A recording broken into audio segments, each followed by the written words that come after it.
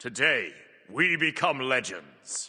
Are you looking for a comprehensive guide for Conquest in Smite 2 without the BS? Maybe your favourite game mode isn't in there yet, you're coming over from another MOBA, or just need a quick refresher on how things work and what's changed in the sequel. Well, look no further. This video will cover everything you need to know in an organised, time-stamped format edited for your viewing pleasure. If you do go on to enjoy this guide or find it useful, then don't forget to drop a like on the video to show you appreciate my hard work, as these guides take weeks of work all in all to produce. And don't forget to subscribe for more if you want to catch all of my future Smite 2 guides. This guide will be time-stamped on the timeline bar of the video and in the pinned comment if there's some sections you want to skip to or specific bits you need to know about, or you can just sit back, grab a beverage and enjoy the whole thing uninterrupted. So first up, here's what we'll be covering in the guide. Firstly, the very basics of what Conquest is, a brief map explanation and layout, how to win, all that good stuff. If you played Conquest in Smite 1 or the main 3-lane mode in other MOBAs, you can probably skip this section. After that, we'll cover the 5 roles of Conquest, what they provide to a team, what you should play there, and how they synergize together. Next up, a full explanation of the jungle layout of Conquest, what's located there, and how to bend it to your will. Related to the jungle, the next section will be objectives and how to play for them. These are crucial to winning games and far more important than they are in any other game mode. After that, we'll talk about game phases. A match of Conquest can be loosely defined into 3 or 4 phases of play, throughout which what you're doing on the map and how you play will be dramatically different. Next up will be teamfighting and how each role should play in them, what their job is, etc. And finally, we'll close out the guide with some general miscellaneous topics that don't really deserve their own entire section, but are still very important to know. Alright, with that out of the way though, let's jump in.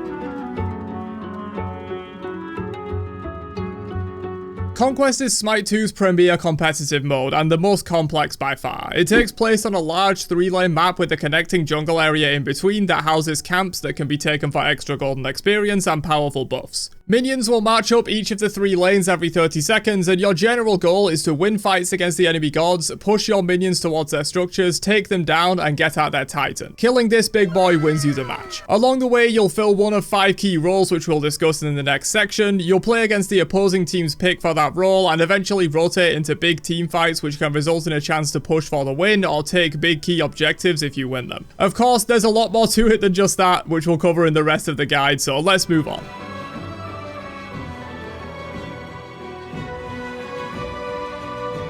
The roles of Conquest are one of the most important aspects of what differentiates it from other modes and gives it a lot of its depth. It's probably the first thing you'll see when queuing up for a match, and getting familiar with each of the 5 roles will help enormously in learning the game. I highly recommend picking a main role, a secondary role, and then learning the other 3 roles to at least a basic level, as this helps you understand what your teammates and enemies in those roles are looking to do and will make you an overall better player. Not to mention, you won't always get your preferred roles, so this helps out with at least being somewhat familiar in your off roles. The roles themselves are largely defined off of the structure of the Conquest map, with 3 lanes and a jungle area needing to be covered. First up, we have the mid laner, who covers, you guessed it, the mid lane, and is responsible for keeping the minions in that lane in check, gaining important gold and experience, or farm, in the process, as well as taking nearby jungle camps and rotating to fights when needed. Due to their central location on the map, the mid laner often gets involved in early and mid game skirmish fights around mid, and even rotates to the side lanes sometimes, so keep that in mind. You're not only there to cover the mid lane, you're there to cover the entire central part of the map and roam if needed for fights or objectives. The mid laner in Smite 2 is usually a high burst damage, ability reliant role that can dish out major damage in large areas, control space, and fire off big nukes from a safe range. So if that sounds like your typical playstyle, you might be a mid laner. Here's 3 example gods with builds to get you started in the mid lane.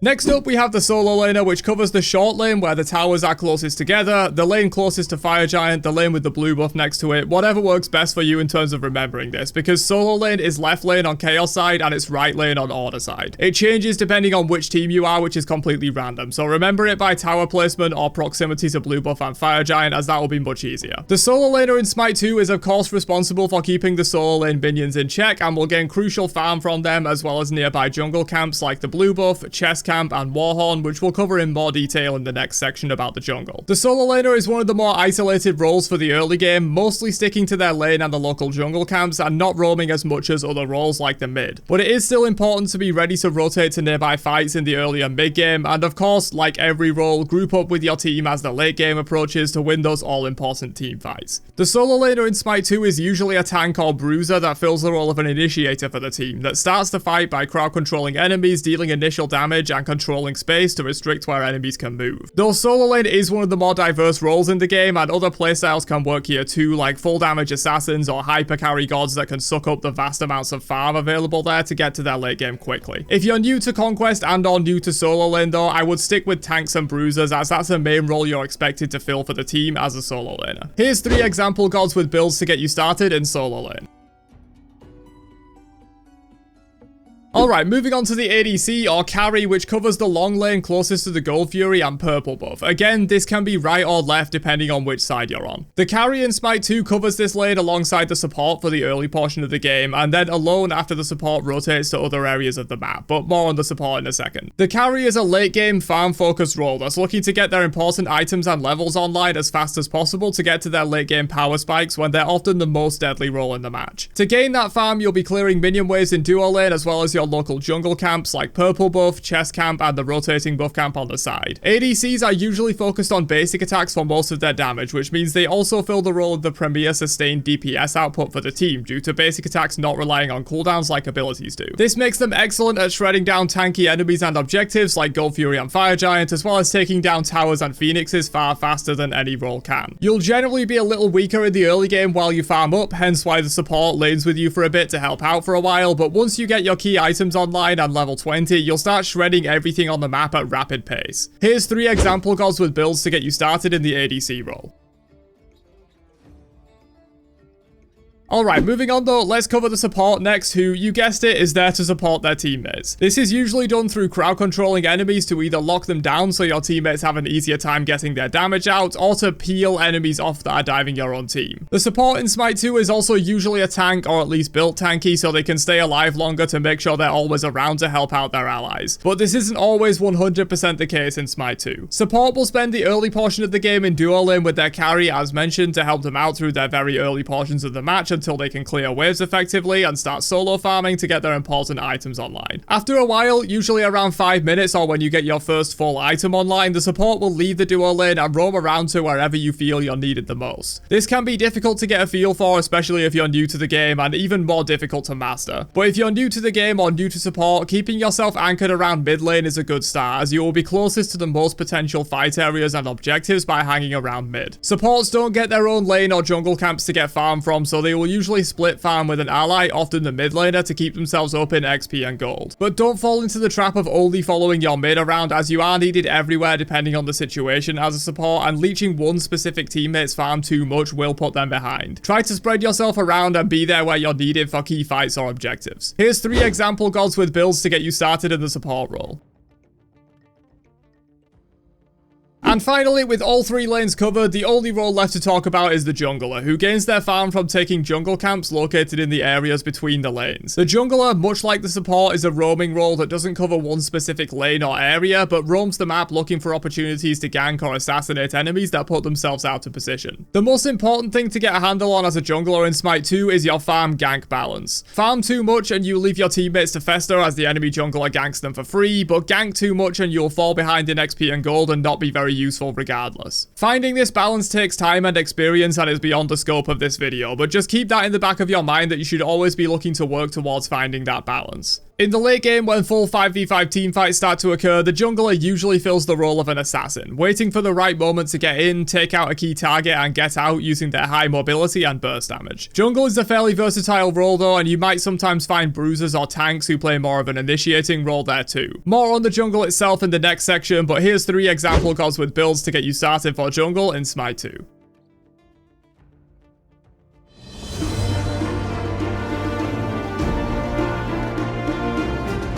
Alright, with the core 5 roles of Conquest covered, let's talk a bit about the map, specifically the jungle layout, what camps are located there, what roles the buffs go to, etc. So the jungle, as you may have gathered already, is the area between the lanes. There are also side jungles in Smite 2 attached to the sides of solo and duo lane, but at least at the moment they aren't really a part of the main jungle area and only house a gold camp and the teleporters which transport you to the opposite side teleporter. The main jungle area is where the magic happens, and there are 3 types of camps located here: buff camps, farm farm camps, and special camps. Buff camps are, you guessed it, the camps that drop jungle buffs that give allies that pick them up some kind of unique bonus effect. Currently, there are 4 different kinds of jungle buff in Conquest. The blue buff, located on the solo lane side of the map, grants mana regeneration and a cooldown reduction effect when the wielder takes damage from an enemy god. This buff goes to the solo laner. The red buff, located centrally in the solo lane side jungle, grants a buff that makes attacks and abilities apply a poison effect to enemies that deals tick damage based on their maximum health. This buff goes to the mid laner. The speed buff, located centrally in the duo lane side jungle, increases movement speed and gives an effect that restores health and mana whenever you kill a jungle monster. This buff goes to the jungler. And finally, the purple buff is located next to the duo lane and grants stacking strength and intelligence every time the wielder deals damage. You also gain a stack every time a minion dies near you, up to 30 stacks, which are consumed when hitting an objective or jungle boss to deal burst damage per stack. This buff goes to the support, but is sometimes taken by the ADC if the support is otherwise occupied when it's dropped. And finally, for buff camps, there are also 2 camps that rotate between the 4 jungle buffs, and these are located on the side of duo lane and the solo side of mid lane. You can carry more than 1 jungle buff at a time in Smite 2, so these camps are often taken by whoever is there to take them and stacked on top of the normal buff for your role. Smite 2 also has a leveling system associated with jungle camps that increases the effects of these buffs based on how much of that buff your team has taken in the match. This system is called Infamy. You gain Infamy from taking your own buffs as well as taking enemy buffs and the rotating buff camps I just mentioned to level up the corresponding buff next time it spawns. Alright, moving on to farm camps, which are a lot simpler and basically are just there to give XP and gold and not much else. These take the form of the 2 chest camps, 1 for each side lane, and these are located in a neutral position in the side jungle. The gold pile located on the duo side of mid lane, which you can interact with to get team-wide gold, and the 4 back harpy camps, 2 on each side of the jungle. These harpy camps also level up with infamy and drop trinkets that grant a health shield when picked up. And finally, we have the special camps, which don't really fall under either of the 2 previous umbrellas. This could change in the future, but as of making this video, there are only 2 special camps. The Warhorn is the first, which is located in solo lane and can be interacted with to take control of it for your team. Once taken, a countdown begins, and if you still control the Warhorn at the end of the countdown, it is captured for your team. During the countdown, the enemy can interact to take it back from you. Once captured completely, the Warhorn buffs your team's next minion wave in each lane to be stronger, helping you push.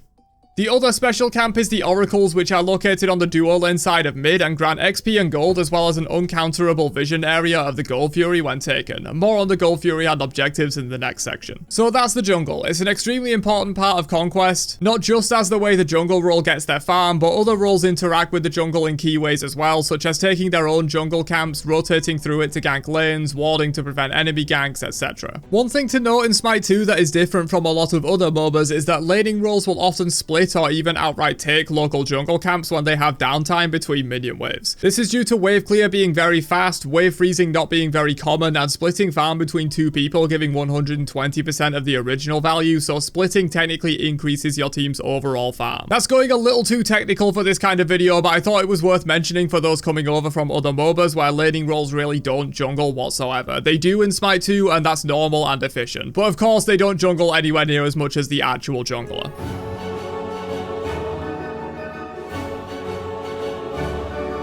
Alright, moving on to arguably one of the most important and misunderstood aspects of Conquest, the objectives. Being able to farm effectively is important. Being able to 1v1 your lane opponent is important. Being able to fight effectively as a team in 5v5 team fights is important. But if you can't fight over, secure, and control the objectives of Conquest, you're making the game so much harder for yourself. There are 4 key objectives to mention in Smite 2 at the moment. The Gold Fury, the Fire Giant, the Queen Naga, and the Pyromancer. And each one plays a key role in developing your team's lead and eventually winning the match. First up, we have the Gold Fury, which is located on the duo lane side of the map and grants a large amount of gold and XP to the entire team when taken. Each progressive Gold Fury kill by your team also grants a unique bonus effect. The first Gold Fury you kill doubles your out of fountain movement speed, the second grants an aura to allies that makes nearby minions take less and deal more damage, and the third Gold Fury taken grants all allies increased protections when near a structure and plus 25% true damage against structures. After 3 kills by any team, the Gold Fury transforms into the Ancient Fury, which disables all enemy towers and phoenixes for 2 minutes when taken. The Gold Fury is an extremely important objective, not only for these unique bonus effects, but also for the substantial XP and gold it gives to your entire team when taken. It usually requires 2 players at minimum to take, but is often a whole team effort to make sure you can secure it and not get it stolen by the enemy team if they outman you in the fight. This objective is key to the mid game, and you should always be keeping your eye on it to see if you have an opportunity to take it for yourself, or of course to stop the enemy taking it for free. Moving on though So next up we have the Queen Naga, which is a much smaller objective than the Gold Fury. The Queen Naga will spawn at 7 minutes in on either Chaos or Order side in either side jungle at random. She will then idle at that location for a while, roam to the opposite team's side, idle there for a while, and then roam back. At any time during this, she can be attacked, at which point she will stop roaming and attack the nearest player. When killed, she drops the Naga Assault buff, which can be picked up just like any other jungle buff, and when the wielder attacks a jungle boss or structure, they will summon 2 Naga soldiers that attack the target. These help add damage, but most importantly can tank these objectives for you if you drop out of the leash area, and they can take quite a few hits before dying, so this buff allows for some crazy plays around other objectives like soloing Gold Fury or taking towers without a minion wave. This buff lasts a full 3 minutes, and the soldiers have a cooldown of 20 seconds to be summoned again once they die. The Queen Naga is tough to defeat, but not quite on the level of Gold Fury or some other objectives, and is still soloable, but will take a long time to solo, and since all players on the map have vision of the Queen at all times when she's active, it's more ideal to have at least 2 players to secure this objective so you can do it quickly and not run into a scenario where you've taken half your health and damage trying to kill her, and the enemy jungler just shows up to steal it and clean you up in the process. Next up for objectives is the Pyromancer, which spawns on the Fire Giant side of mid lane at 10 minutes in, replacing the rotating buff camp that exists there beforehand. The Pyromancer is somewhere in between the Gold Fury and the Queen Naga in terms of difficulty to take, and it's generally not recommended to try and solo it. It is possible, but you're much better off getting at least 2 players on this objective. When killed, it will grant team-wide XP and gold, though in lesser amounts than Gold Fury, and will also drop a runic bomb that can be picked up into your consumable slots. You can place this bomb down and it will explode after a delay, dealing true damage to anything in the radius. This can be used against enemy gods in teamfights, but due to the delay on it exploding, it's hard to do so, and the bomb is best used for either securing other objectives like Gold Fury and Fire Giant, though even in that case, timing it can be difficult. The best and most common use for the runic bomb is to take down enemy structures. Simply place the bomb next to a tower or phoenix and watch it evaporate. Having 1 or 2 runic bombs can make a siege 10 times easier, so do not neglect this objective and do not waste your runic bombs if you do have them. Oh, and one final note, tanks should take the bombs rather than squishies, as they are the first ones in when diving towers and phoenixes and have the most health to be able to tank for a bit while they place and detonate the bomb. Alright, let's move on to our final objective for Conquest, the big boy, the Mama Jamma, the Fire Giant. All the objectives we talked about until now pale in comparison. Losing 1 Gold Fury or 1 Pyromancer sucks, but isn't game losing for the most part, but losing even a single Fire Giant can either allow the enemy team to end the game right there, or allow them to push and build a lead that can become insurmountable, allowing them to take the next Fire Giant. FG is extremely important and should not be given away lightly. He spawns at 20 minutes in, and it's almost always recommended to have your whole team there for this fight. Not only because it's extremely hard to kill, but also because if the enemy has even a whiff that you're trying to take it, they will come to contest, and you want as much of your team's firepower available as possible for the ensuing fight. There are of course scenarios where Fire Giant can be taken without all 5 members, but if you're watching this guide, then you're probably relatively new or looking to improve, so it's best to just stick to the basics and take it with your whole team. So why is this guy so important? Well, on being killed, he grants team-wide XP and gold, but that's just the cherry on top of his buff that is granted to all 5 players. The Fire Giant buff grants 4% health and 2% mana regeneration every 5 seconds, 50 strength and 50 intelligence, as well as 20 more strength and int and 30 of each protections for every subsequent Fire Giant kill up to 4 times. So after being killed 4 times and at max level, the buff grants 130 strength and intelligence and 120 of both protections in addition to the regen. This buff is absolutely huge in increasing your lethality, tankiness and longevity, and the team that can secure this buff has a massive advantage for the 4-minute duration. It can either allow you to push to end a game you were already close to winning, or extend your lead further so you have a much better chance of winning the fight for the next time Fire Giant spawns, or if you manage to secure or steal it while your team is behind, it can be a massive way back into the game. Once Fire Giant becomes available at 20 minutes, the entire match shifts around him, and you'll need to be there for fights over this objective, since as I mentioned, giving this to the enemy team for free is usually not recommended. There are times when your team just physically can't contest it if you already lost a player or two, or you're just so far behind that you get decimated in the fight anyway, but most of the time you shouldn't be giving up FG for free as the buff is game winning. Alright, that's all the objectives themselves, but before we move on to our next section for the guide, let's talk a little bit about how to play for these objectives and what your role should be in securing or defending them. Each Conquest role has been carefully crafted to fill a certain need on the team, and objective play is no different. First up, you have your ADC, which puts out the consistent high DPS on the objective to shred it down. They do by far the most damage over long periods of time and should be mostly focused on shredding the objective. But of course, you can drop off if an enemy dives in on you and you need to deal with that. Next up is the mid, who is the reverse of the ADC. They do great damage, but they are more aligned to being large burst damage nukers as opposed to the sustained DPS over long periods of time. So the mid laner's job for objectives is to deal the last hit of huge burst damage to prevent a steal from the enemy team. This is called secure.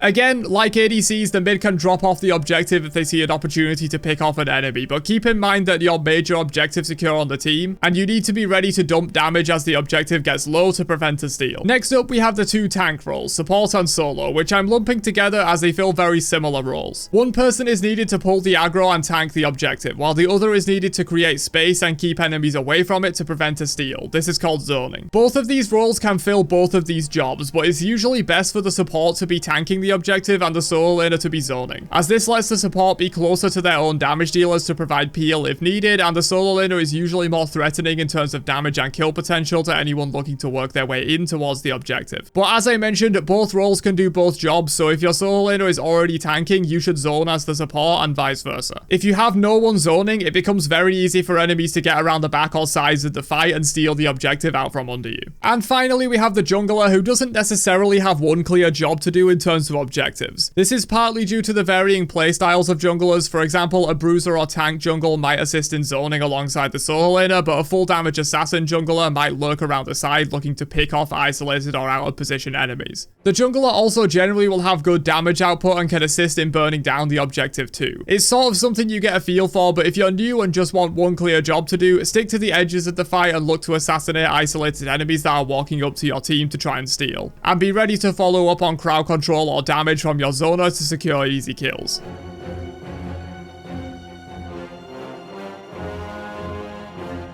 Alright, my next major topic for the guide is game phases. You've probably heard me mention the terms early game, mid game, and late game throughout the guide, but here I'll define what I mean by those terms and what happens in each one, what your role's job is in them, etc. These aren't hard and fast rules, but serve as a general guide for those newer to the game that might not have the intuition to just know what to do at all times yet. The early game of Conquest is generally defined as the first 10 minutes or so. This phase is dominated by farming, as most laners will be sticking to their lane, and any fights that do happen will be small in scale, like isolated jungle ganks or 2v2 or 3v3 skirmishes. Most objectives aren't in play yet for the early game, so you're really just focused on farming efficiently, only taking fights when you think there's a clear good opportunity to do so. Since most fights in this phase won't result in anything more than kills, since no objectives are in play yet, and you generally don't have the items to be grouping up and pushing down towers this early. Obviously, you should still take fights you think are winning for you, since kills are still very valuable, but you won't get anything more than that in this phase. From about 10 minutes to 20 minutes is generally considered the mid game, and this is where fighting becomes a lot more commonplace and key objectives like the Queen Naga, Pyromancer, and especially Gold Fury become available. You'll still want to be farming in this phase, especially for the earlier portions of it, but you should be much more willing to take fights in the mid game due to the increased reward of winning them in the form of these objectives, as well as actually having the potential to push down towers more quickly in the mid game. Most roles will be rotating out of their lanes fairly frequently, especially towards the later portions of the mid game as the team groups up and takes objectives, and the team that does so is generally the team that's going to win, or at least will build up an XP and gold lead going into the late game. At 20 minutes plus, you're looking at the late game, which is generally where dedicated farming mostly stops and full-scale 5v5 teamfights are commonplace and will decide the match. You can still get farm, of course, taking waves or jungle camps as you pass them by, but you shouldn't just be sitting in your lane farming at this point, as the enemy team will group up as a full 5 and start threatening Fire Giant, which, as mentioned in the previous section, is the key focal point of the late game, where a lot of teamfights will erupt over him. More on teamfights and how you should play them as each role in the next section. As mentioned before, this is where you should almost always be grouping up with your team and fighting as 5 members. If you're off farming a minion wave and your team gets caught in a 4v5, it's likely going to result in a lost fight and the enemy taking an objective, or even just outright pushing down towers and looking to end the game.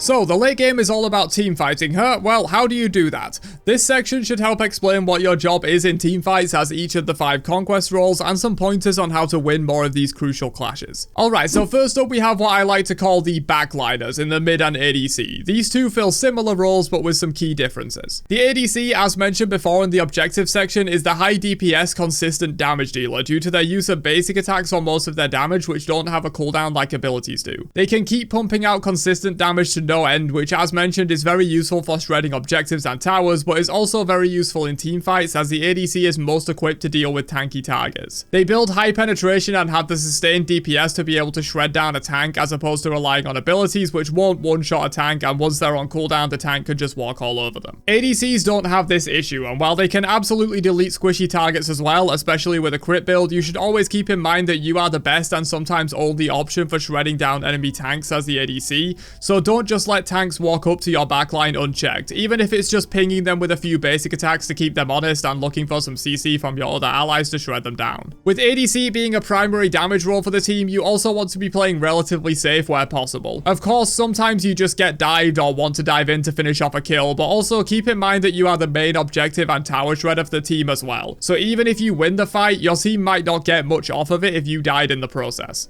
It's a tough line to walk in terms of staying at a safe range, but also close enough that you can still put out damage, and this will just take practice and building up of game sense, as well as knowing what enemies can do to you and playing around it accordingly. Much of what I just said applies to the mid laner as well, with the key difference of mid laners relying on abilities with cooldowns, so their sustained DPS and tank shred is far worse than an ADC, but their ability to one-shot squishy targets is far better, and therefore the mid should be focused more on landing abilities on squishies rather than throwing their whole kit on a tank to only do half their health and then get wrecked when they have no abilities left. Of course, this is a general rule, and there are situations where targeting the tank as a mid is the right play, such as poke before a fight starts, or if they're out of position and easy to pick off, or to defend yourself from a tank diving you, etc. Alright, we talked a lot about tanks, let's cover one next with the solo laner, whose main job in teamfights essentially boils down to making the backliners' lives a living hell. They will dive in on them to create space for their own team and take away attention from their own squishies, while also dealing out damage and crowd control that can be followed up on by your own backliners or jungler. The solo laner is usually the first one in and fills the role of the initiator for the team due to their tankiness and high crowd control, allowing them to get in and stay in without dying, as well as CCing key targets which your team can follow up on to get early kills in the fight. Solo is a very proactive role and needs to always be looking for good opportunities to get in and start the fight. A solo laner that just waits around and plays reactively is usually not a good solo laner. Moving on to the other tank role though, we have the support, which can somewhat do what solo laners do in some situations. They also have tankiness and strong CC that can initiate the fight if needed. But the ideal situation is that the solo laner handles this side of things and the support plays a little more reactively by peeling for their backliners and saving their important crowd control for when enemies dive in so they can be picked off. There is a balance to be found between these two play styles, as it can sometimes be good to initiate or follow up on your team's initiation with more crowd control as the support. But keep in mind that there is an opportunity cost to doing that, as it puts your own backliners at risk, so only do it when you see there's a good opportunity to do so. Your default should be peeling for your backliners and keeping them alive as the support. And finally, we have the jungler, who, like I mentioned in the objective section, can fill several roles depending on the state of the team fight and their playstyle. Bruiser junglers can often play an engaging role, diving in instead of or alongside their solo laner to disrupt the backline and start the fight, but most full damage junglers will play a more assassin-like role, either following up on the solo or supports engage when the chaos has already ensued, and cleaning up easy kills, or hanging around the edge of the fight looking to pick off out of position or isolated enemies. Due to most junglers having very high mobility, they can play parts of the map that would normally be too risky for other roles and can easily jump into a fight, pick off a kill and get out safely, filling the role of a true assassin. Unless you find an easy target to pick off, you should generally be waiting for the fight to be started by your own solo or support, or for the enemy to start the fight before going in as a jungler. Of course, this is a general rule and won't always be the best play, but I feel like general rules are the fastest way for new and inexperienced players to learn, rather than being overwhelmed by 15 different options for 15 different situations. So to recap, you have the two backliners in the mid and ADC that play, you guessed it, at the back, trying to stay at a safe range and throw out their big damage. You have the support, who generally sticks close to the backliners and provides support for them getting dived, and you have the divers in the solo laner and the jungler, who dive the enemy backliners. Again, this is an oversimplification and not all team fights are as clean as this, in fact very few are, but it's a good way of explaining generally what you should be doing as each role in team fights.